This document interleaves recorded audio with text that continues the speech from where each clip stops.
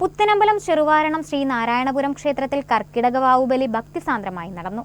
ചടങ്ങിനോടനുബന്ധിച്ച് ക്ഷേത്രത്തിൽ വിപുലമായ ക്രമീകരണങ്ങളാണ് ഒരുക്കിയിരുന്നത്.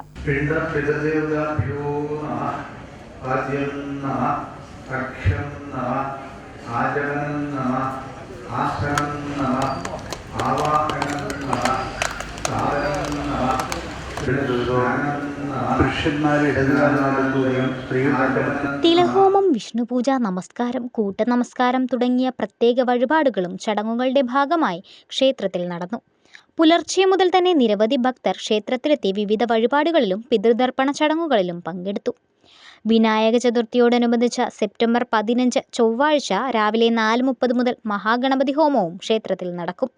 ബ്രഹ്മശ്രീ പറവൂർ രാകേഷ് തന്ത്രികൾ മുഖ്യ കാർമ്മികത്വം വഹിക്കും.